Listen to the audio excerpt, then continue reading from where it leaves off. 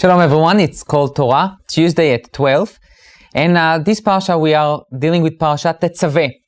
And really one of the major issues of Parashat Tezaveh, unlike last week's parsha that talks about more of the structure, the building of the tabernacle and some of the vessels and the aron, the menorah, the table. This parsha focuses more on the people who really serve in the tabernacle. As we all know, we need a building, but we also need people. And people also needs building.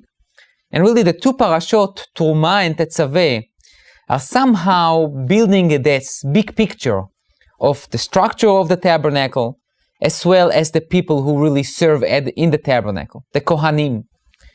And we talk about the Kohanim in terms of their lineage, we're talking about the Kohanim in terms of their priestly vestments. We talk about the Kohanim as the people who were chosen, the tribe that was chosen to serve in the tabernacle. But really today I would like to ask a Talmudic question. What should be our view on the Kohanim? Are they Shluchei Rachmana? Are they the agents or the messengers of God? Or Shluchei Didan? Or are they our agents, our messengers? And really, it's not only from the halachic perspective, or it's not who is going to give them their paycheck. It's really a philosophical question that I would like to really expand not only to priests, but also to other different types of leaders, prophets, judges, and many other types of leaders. How should we view the representatives that we choose to have, or that have been chosen for us? How are they should view themselves? Who are they really represent? So I will give two examples that I think did not know exactly the balance. For example, if you take Elijah the prophet, he viewed himself more of as God's agent. As he said many times, Kano kineti la'Hashem tzvakot. God, I did this or I did that because of you, God. I cannot tolerate what the Jewish people do, and therefore I did something on your behalf. And in a way, Elijah was punished / rewarded. It depends on your point of view.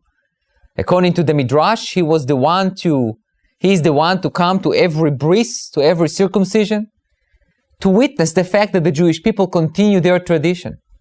In a way, God sent him a message, you sometimes forgot as a prophet, you forgot your mission, you thought that you are only my assistant, but you also need to represent the Jewish people. Moshe, for example, a different example, Moshe was very much a defender of the Jewish people. He went to God on his own expense and says to God, God, if you don't forgive the Jewish people, erase my name from your Torah. This is something that a leader is basically fighting God to defend the Jewish people.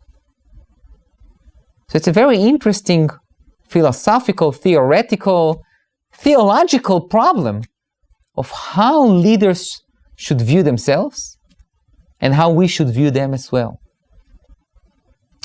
So going back to the priests, to the Kohanim, are they our agents or are they God's agents or messengers? Or as the Talmud asks the question, are the Kohanim Shluchei Rachmana Didan or Shluchei Didan? Are they our messengers or are they God? And the real answer is both.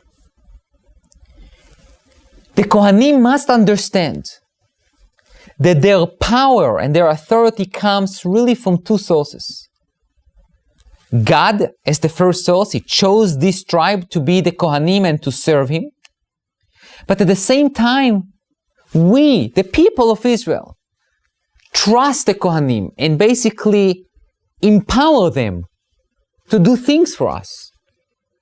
And they need to be part of the Jewish people in order to be able to do their service. If we come to a Kohen and say to the Kohen, here is my animal, here is my sacrifice, please take this sacrifice and slaughter it and atone for my sin. He needs to be part of me. If not, how can a stranger atone for my own sins or help me atone for my sins? The Kohen has a very delicate line that he needs to walk on. He is a representative of me as an individual and as us as a nation. And at the same time, he's the representative of God. And he must cause both sides, so to speak, to come closer to each other. That's the purpose of a Kohen. That's the purpose of a leader. A leader cannot view himself as obviously cannot view himself as a representative only of himself. That's wrong. But he cannot see himself only the representative of the people, or only the representative of the authority that he represents. A leader must know that he needs to bring those two entities together. That means that he needs to know very well the two entities. He needs to be involved as an active participant with the people that he leads. And he obviously needs to know the knowledge, the regulations, the rules, the laws of the entity that he represents. So in this parsha, not only the structure of the Mishkan, the tabernacle, is a combination of heaven and earth, where you have a commandment from God and you have the doings from the people. In this parsha, we are adding the additional component of the people, the Kohanim who serve in the temple, that their job is really to bring the people and God all together. So let's take this message to heart. And we as leaders in our homes, in our companies, in whatever profession we are in, to understand that we need to view our position as really a bridge position between the people that we represent and the entity that we represent. Thank you.